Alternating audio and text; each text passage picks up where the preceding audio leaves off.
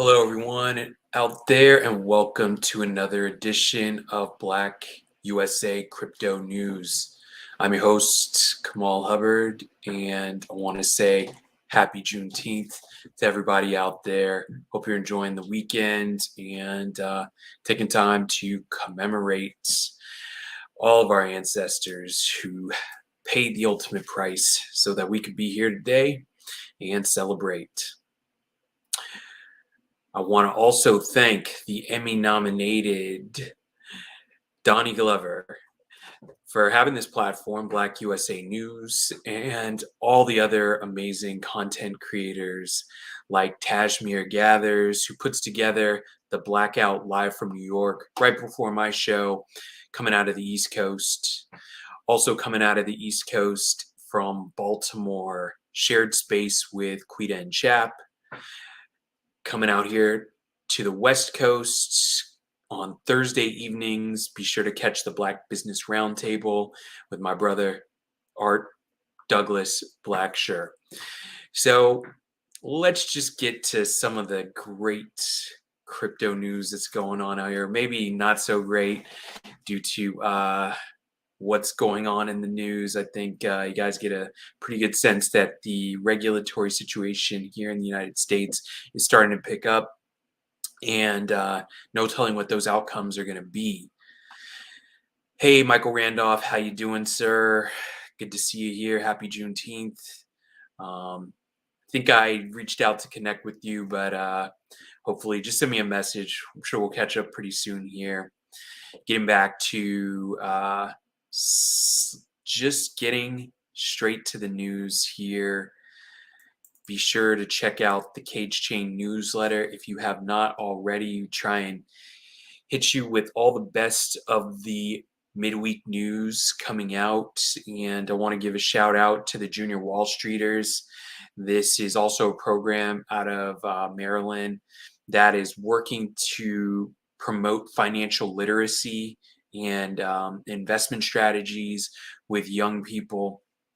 Pretty sure from middle school to the age 21, and they got a lot of really good things going on. Be sure to check them out, the Junior Wall Streeters, and that's a program through the blackwallstreeter.com. So the blackwallstreeter.com. Now, one story that I think is pretty interesting coming out of or coming to us from Decrypt, and that is right here.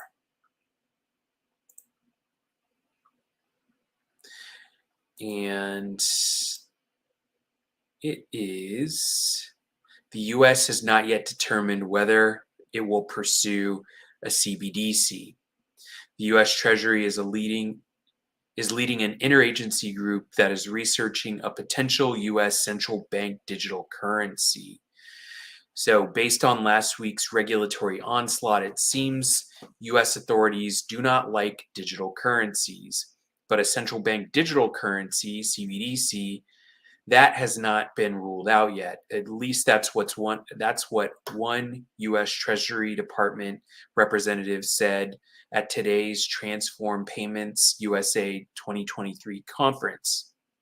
Graham Steele, an assistant secretary for financial institutions, spoke about the U.S. government's FedNow payment service, central bank digital currency, and the future of open banking at the industry event organized by Reuters. Steele, representing the Treasury Department, was clear in the fact that the United States has not yet determined whether it will pursue a CBDC. He did say, however, that the Treasury is leading an interagency working group to study a potential U.S. CBDC. Central bank digital currencies are digital versions of fiat currencies. As of December 2020, roughly 114 countries, which represent 90% of the global GDP, are researching how and whether it should launch a CBDC. According to Steele, the working group wants to strike the right balance between global financial leadership, national security, privacy, illicit finance, and financial inclusion. Okay, that's very interesting. So I don't know, guys. That could just be a head fake, in my opinion. My guess is that there could be some degree of a delay in rolling this whole thing out. It definitely seems as though they want to be very deliberate in how they do roll it out. And they probably do also want to see where the chips fall, especially in the wake of some of these regulatory decisions that's coming out. I haven't seen Donnie for a while either, but my understanding he's still doing shows. I'll be sure to get you my email, Mr. Randolph. And thanks for sharing my show. I appreciate that because I'm definitely just trying to get the news out here, get some people exposed to some of these stories. Got a few other really interesting stories coming up here. So let me go back actually to the Cage Chain newsletter because there is another interesting story I wanted to share. Um, so last week, unfortunately, I was not able to do a broadcast, but what did come out was the enforcement actions against two of the largest cryptocurrency exchanges in the world. The largest in the United States, Coinbase, and the largest in the world, Binance. And by the looks of things so far, Binance is looking to cooperate with this enforcement action. Um, Coinbase is looking to cooperate too, of course. I'm not saying that they're not, but they are raising some very interesting objections to all this. And the next story that I want to share with you guys actually discusses this a little bit more in depth. So the SEC refuses to respond to Coinbase's rulemaking petition following lawsuit. The U.S. Court of Appeals for the Third Circuit has asked the SEC to clarify its position on a rulemaking petition from Coinbase. So this actually came out on June 13th, a few days back. The U.S. Securities and Exchange Commission today said it had not decided on whether to clarify new crypto rules after America's biggest crypto exchange, Coinbase, made a special request for the top regulator to do so. In a Tuesday filing, the Wall Street regulator said it had not decided what action to take on Coinbase's rulemaking petition. It comes after the U.S. Court of Appeals for the Third Circuit's Judge Ann Krause, who noted the SEC's lawsuit filed last week, ordered the SEC to reveal whether it has decided to deny Coinbase's petition. That petition, filed last year, asked the SEC to clarify its rules on which assets should be regarded as securities and how to regulate digitally native securities. The SEC last week hit Coinbase with a lawsuit alleging it had operated for years as an unlicensed security exchange and elevated its interest in increasing its profits over investor interests. Coinbase's chief legal officer, Paul Grewal, said on Twitter that the SEC quote, repeat the fallacy that they haven't made any decision on new crypto rules, adding that, quote, they refuse to commit to any deadline despite the court's explicit order. The SEC's Coinbase lawsuit is part of a broader crackdown on the industry pushed by Chairman Gary Gensler, who has repeatedly said that all digital coins and tokens, except for Bitcoin, are securities. A day before suing Coinbase, the SEC had hit Binance, its American sister exchange, Binance US, and its boss, Changpeng Zhao, also known as CZ, with 13 civil charges. In its crypto crackdown this year, the SEC also targeted American digital assets exchange like Kraken and Gemini for allegedly selling unregistered securities.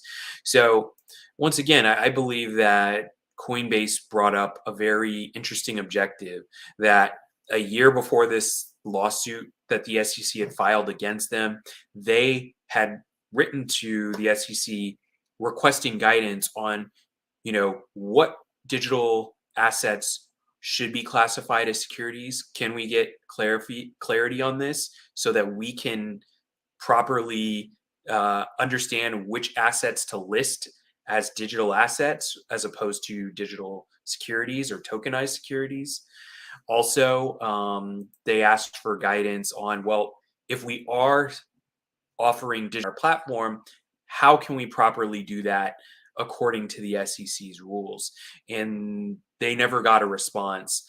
They've asked once again in the midst of being a target of this enforcement action, and the SEC still hasn't provided clarity. So, um, I think Coinbase is not alone in this, trying to understand the regulatory landscape, and they are making it known that, hey, this is not our first request at clarity. So, um, I think people long know my issues with Coinbase, but here I do think that they raise a very good point, a very good and interesting point. Excuse me. So, next, here is a newer story, a little bit more about the regulatory environment. Um, and it is coming to us from Crypto Slate, actually, and uh, has to do with billionaire Mark Cuban, who has, made it very public that he's interested in crypto. And this story comes to us yesterday, once again from Crypto Slate. Mark Cuban debates crypto regulations with former SEC official.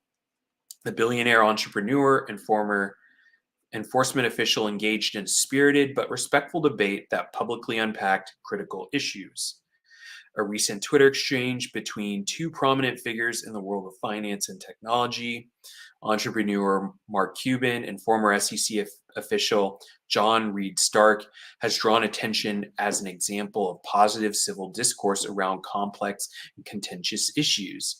The billionaire and former enforcement official engaged in a spirited debate over the intricacies of securities laws as they pertain to cryptocurrency. The conversation transpired in the view of the public, with both parties passionately yet respectfully presenting their viewpoints. John Reed Stark, now a private consultant, was the founder and former head of the SEC's official Internet Enforcement, or head of the SEC's Office of Internet Enforcement. Excuse me, guys. Mark Cuban is a billionaire entrepreneur known for his investments in various tech companies and as a high-profile media personality. He's been an outspoken advocate for cryptocurrencies and blockchain technology. The debate centered around the notion of regulatory clarity in the realm of cryptocurrency, a hotly contested issue in the financial world. Among Stark's key arguments is against the notion of inadequate regulatory clarity in the cryptocurrency industry, arguing instead that securities regulation is intentionally broad and all encompassing with precision, often deliberately avoided to allow for regulation of a wide array of financial instruments. He also suggested that the crypto industry often cries foul and challenges the enactment of any specific regulatory crypto related rules when they are introduced, despite their calls for regulatory clarity. So, what Stark is saying here is that the crypto industry wants it both ways. They want to be unregulated, but when they ask for clarity, then they cry foul. So, to a certain extent, there may be a fair point there, but let me continue. Cuban, however, countered these points from a practical standpoint, taking issue with the contention that all crypto projects be lumped together under the umbrella of enterprises. Not all, quote, not all crypto businesses that have tokens are considering using tokens are large enterprises, he wrote, continuing. The vast majority of crypto applications are small, maybe 3 people. I had someone from one of those small companies call the SEC and ask for guidance on getting registered. The response from the SEC was, here are some cases to review. Get a lawyer to help you. That is the fundamental problem. Can't say I haven't heard that one, guys. Cuban likened this to cities enforcing licensing laws on a lemonade stand, arguing that it's fundamentally problematic to place enterprise level burdens on extremely small startup projects. Yes, I have to agree with that. And like I said, I've been there, done that, guys, and heard that before, unfortunately. So I kind of share well, I understand where both sides are coming from. I think Stark once again makes a good point that a lot of people in the crypto industry want it both ways, which I don't necessarily think is true. I think I tend to believe that there are some people in crypto who do like the unregulated nature of cryptocurrencies. And we'll get to another interesting story about this in a moment. But yeah, like for someone like me, I would like to have clear guidance in understanding which digital assets are securities, which are not, how they're going to be taxed, and, you know, just so I can understand how to play by the rules. Most people just say, hey, follow the tax laws, follow the securities laws, which is obviously a great rule to follow. But I think people who are using digital assets still need a little bit more than just that, right? And, if you do have a startup and you're really just trying to bootstrap and you're talking about having a couple $100,000, most likely you're going to hand most of that over to a lawyer who is going to do most of that work, and you don't have enough runway to actually scale a business based on a good idea when it's all said and done. So that's where I agree with Cuban. It should be very clear cut so that your legal and compliance costs don't chew up most of your capital. So let me move on to another story here. Actually, let me go to uh, the story I just mentioned about the unregulated nature of cryptocurrencies and how there's some people out there who are looking to gain or game the system. So this one also going back to Decrypt. And Elon Musk denies owning Dogecoin stash linked to insider trading. Musk's lawyer says the claim that the Tesla CEO is secretly a Doge whale is without basis. So, billionaire mogul Elon Musk has denied allegations of owning Dogecoin wallets amid his ongoing class action lawsuit for market manipulation and securities fraud relating to the meme coin. Tesla's founder and CEO, and for a short while, CEO of Twitter, is currently facing a $258 billion lawsuit for an alleged Dogecoin pyramid scheme. The court case claims Musk was part of a racketeering scheme to back the cryptocurrency. According to the court filing submitted on June 7th, 2023, Musk is accused of selling 1.4 billion Dogecoin, worth over $124 million. The records state two different wallets, supposedly belonging to the billionaire, offloaded the token. This alleged profit taking occurred during a 2-day period in April, between April 4th and 6th, when Twitter replaced its classic bluebird icon for the image of the Dogecoin logo, a Shiba Inu dog. Price aggregator CoinGecko, however, pointed to a drop in the token's price from 9.5 cents to 8.5 cents during those 2 days. Elon Musk's attorney, Alex Shapiro, has denied these allegations, according to a letter obtained by the New York Post.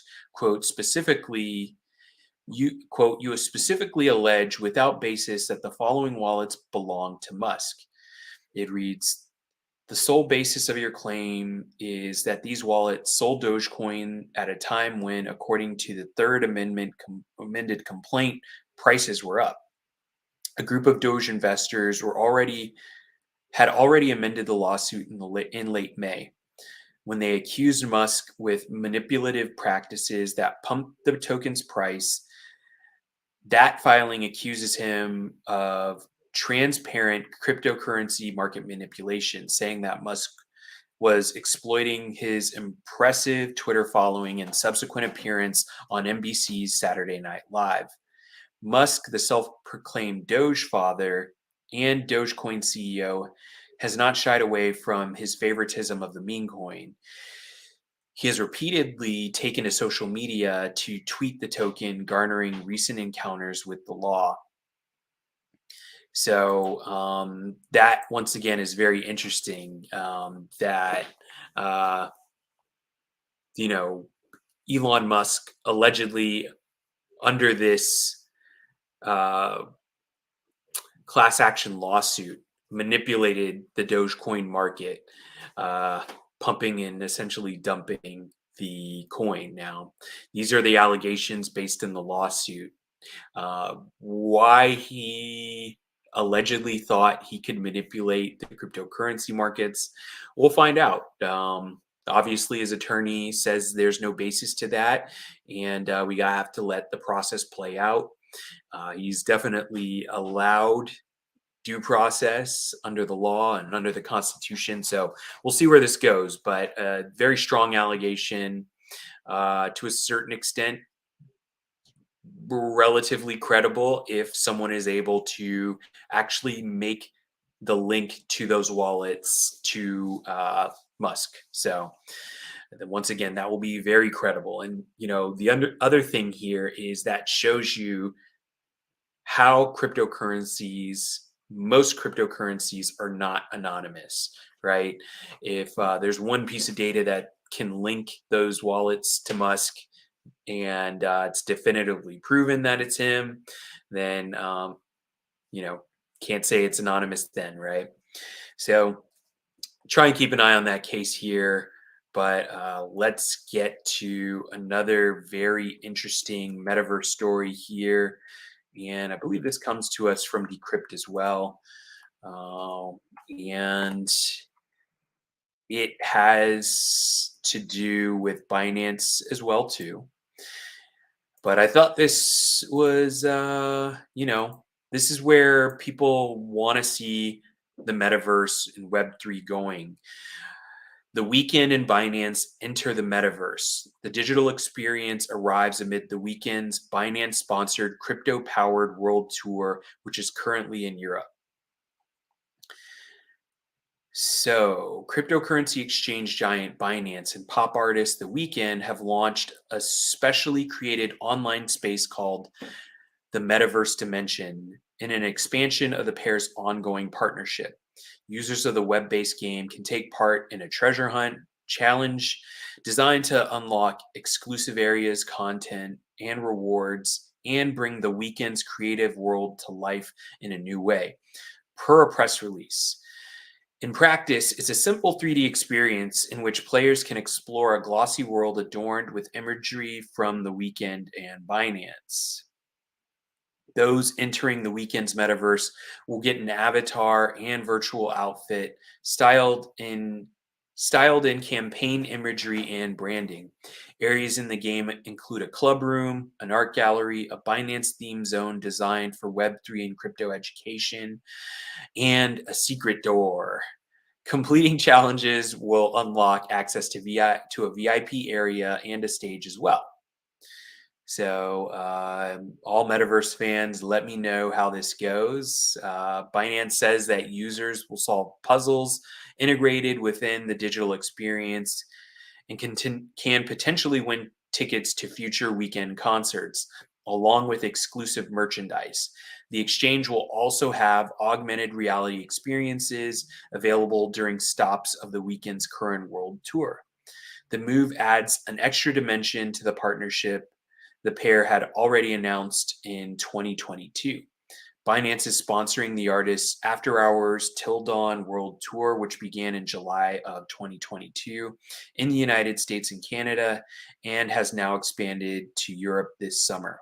Latin American dates have been announced for this fall. So, This is where a lot of people for a long time in crypto and metaverse have wanted to see things go with entertainment, right? So, not only are you talking about live in person dates, but we're also talking about engagement in the metaverse as well. So, we're going to move from metaverse to AI. And this is a very interesting story, once again, coming out of Decrypt. And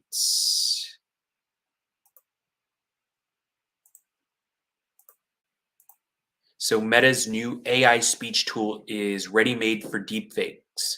So, it's not being released. The apparently powerful new AI tool isn't being released yet due to what Meta acknowledges are potential risks of misuse. Meta continued its push into the increasingly crowded AI field on Friday, announcing the creation of a tool called VoiceBox. It's an app for generating spoken dialogue with a variety of potential use cases, but it's also ripe for misuse, as Meta admits, which is exactly why the social media giant isn't releasing VoiceBox to the public just yet. Unlike previous voice generator platforms, Meta says VoiceBox can perform speech generation tasks it was not specifically trained on. With text input and a brief audio clip for context, the AI tool can create a potentially believable chunk of new speech that sounds like whoever was featured in the source clip. Prior to VoiceBox, generative AI for speech required specific training for each task using carefully prepared training data. Meta AI said VoiceBox uses a new approach to learn just from raw audio and accompanying transcription.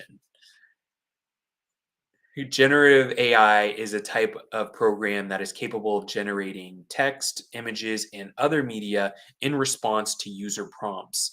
Meta AI said that VoiceBox can produce audio in 6 languages, including English, French, German, Spanish, Polish, and Portuguese, and can do so closer to how and can do so closer to how people speak naturally in the real world. So, I mean, I've been covering AI for several weeks now, and this story once again is underscores how AI people have said, "Oh, it's a threat to humanity, it's a threat to society," and this is one of the reasons why.